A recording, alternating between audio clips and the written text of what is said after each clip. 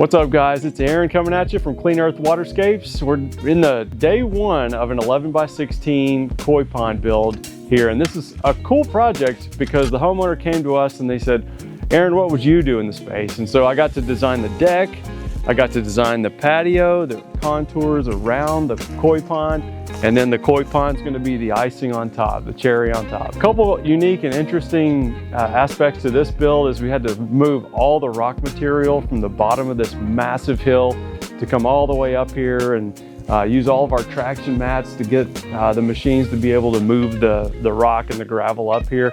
But it's all gonna be worth it in the end. Can't wait for you guys to see how this thing turns out, so let's check it out.